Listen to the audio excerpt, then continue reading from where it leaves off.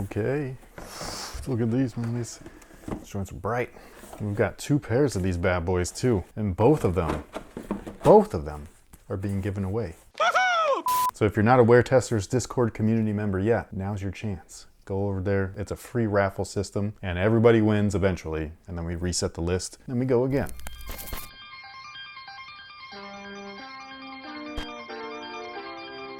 Yo, what's good, guys? My name's Chris. Welcome back to the official WearTesters.com YouTube channel. Today we got a detailed look and review. I don't know what they're calling these. The Cherry 11s. No, I know what the internet's calling them. I don't know what the brand is calling them. The maraschino cherries. You're really trying to get that in there, aren't you? She said that before, you just didn't see it. It's kind of like, what did you steal from me? That like I had said it, you had laughed, then you made a cut, and then inserted where you said it afterwards. And I was like, what the f? Like the Avengers? That was it. I came up with that line. You know damn well she didn't do that. Oh, they're calling them Varsity Red. How clever. I know. It's because that's the color that they use. It's Varsity Red. But anyways, this is another colorway that debuted as a low that they have now turned into a high, and I like it. On top of that though, they smell almost as good as today's sponsor. And this video is brought to you guys by the good folks over at Scentbird. What is Scentbird? Well, that's a great question. Scentbird is actually a premium subscription service, but for scents. Surprise. They have a ton of actual scents. So these are not like knockoff fragrances or colognes. These are legitimate from the brands themselves, but they are packaged in such a nice, cute little travel-sized vial right there that you can bring these things anywhere and everywhere with no problem. So my morning routine usually starts off the same exact way every day. I wake up, I shower,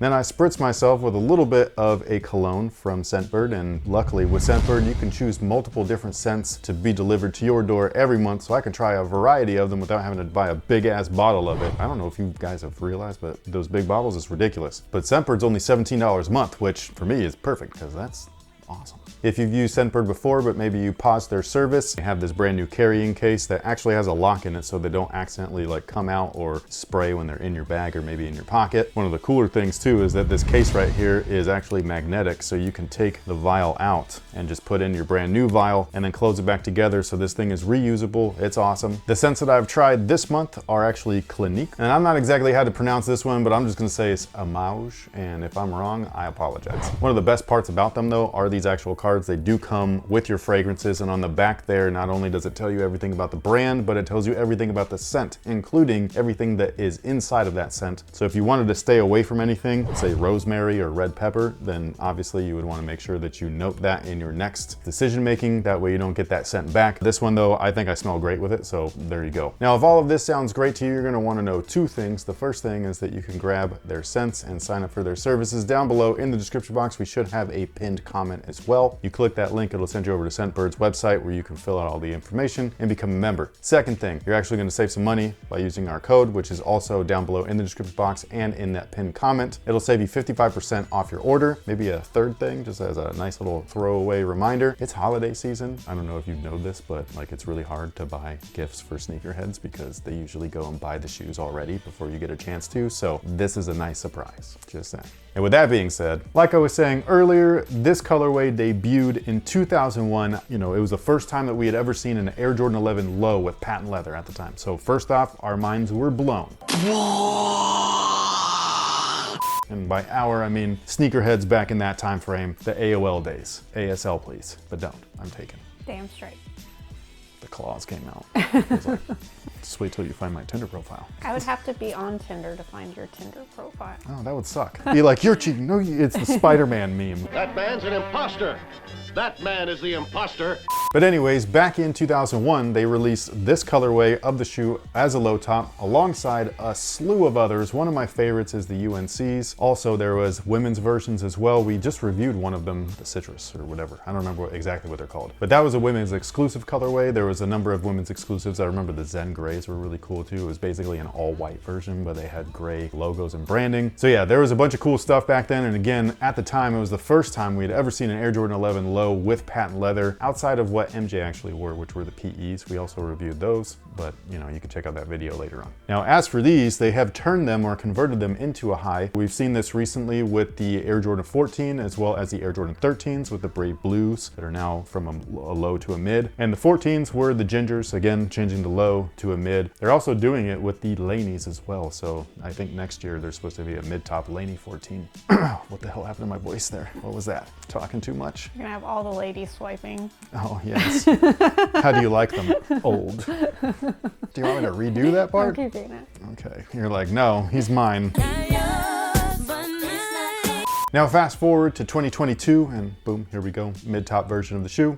With this. Look at this outsole. It is gorgeous. It is not the greatest traction of all time, but it is herringbone and it feels fantastic. Underneath all of that, you can clearly see is a red carbon fiber shank plate. This is actually a spring plate. It goes right into about the forefoot section. They lowered that in the next model, which would be the Air Jordan 12. That one goes to right about here. But the carbon fiber plate is something that Michael Jordan himself attributes to his longer career. Like he's like, yeah, without that, I don't think my knees would have lasted through the Wizards days. Which if you know, he wore the Air Jordan 18 while being a Wizard, and that shoe not only had carbon fiber underneath the shoe as a shank plate, but the insole did as well. We have a review. If you wanted to check it out, go for it. Just full of shameless plugs today.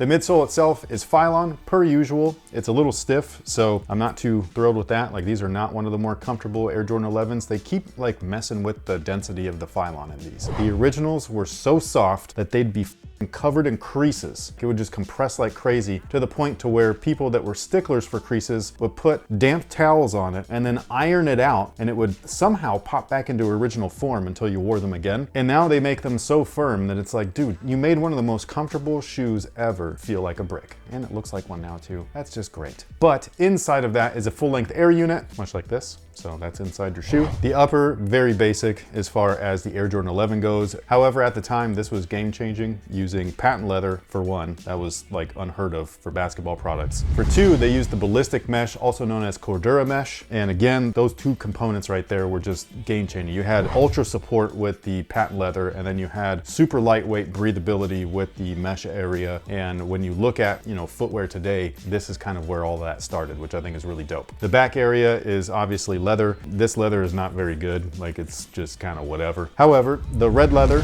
or the red patent leather is actual leather. This one, you can definitely see it. So when you look at the Concords or the Space Jam or the black and reds, you'll see kind of like a white lining between the black upper or whatever color the upper is, the white, and then the patent itself, like the actual patent finish. On this one, you can see it really well. So you've got red leather or patent leather. Sorry, I keep calling it leather. It's not actual leather, it's synthetic. But directly underneath that is actual leather. So yeah, that is what the original intent was for this shoe right here, was to give you basically the mobility of leather and the strength of leather, but enhancing the strength by adding that patent top coat on there for less stretch. Even though when you're watching MJ play in them, he stretched the out of them things. Like he's 6'6", he was 214, he was a big dude. Now the insole is polyurethane. This stuff is awesome. I love it. It makes these feel a little bit better than they do without it. So with the midsole being as firm as it is, even though there is full length air top loaded, having the air combined with this, fucking awesome. Now, as far as sizing is concerned, they do fit true to size. Whatever size you typically wear, that's what I would recommend. There is one thing that I'd like to point out. The heel feels like it goes this way a little bit. Can you see it? Yeah, I can. Okay, so I don't like that. I don't remember the originals being like that, or I thought they were a little bit more straight up and down. So there is that. It pushes into your Achilles just a little bit. Not too fond of that. Luckily, the lining, especially right here at the back, is a little stretchy. It will stretch out the 2-3 back there, but it's for comfort purposes, so I'm okay with that, even though when it happened to my originals back in the day, those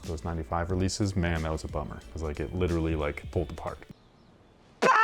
But thank you guys so much for watching. Thanks for all the support. And big thank you to our sponsor, Scentbird. Make sure that you check them out down below in the description box. You'll see a link with our promo code and all that kind of good stuff. You'll save some money, buy a cool gift. Everybody's happy. And again, with that being said, thank you guys so much for being here. Let us know what you think about these down below in the comment section. Are you going after a pair or are you not? This is one of the 11 releases, I will say, like the annual like holiday release, where I don't feel like there's really any hype for these. Like people were like, no, I'm good. They were all about those lost and found ones. But these, I don't hear nothing. Like nobody's excited for these joints. It's weird. But with all that being said, thank you guys once again for being here. We will catch you on the next one. So until then, have a good one. Sorry, just trying to get it all out. It's a lot in my ear. Swiping left? Do you want all that in there? No, I don't. Is left the good way or is it right? Okay, I don't know. I don't know. I'm not actually on Tinder. I've Maybe been I'll check it off out. the market for 20 years. Wow, you're old. So are you.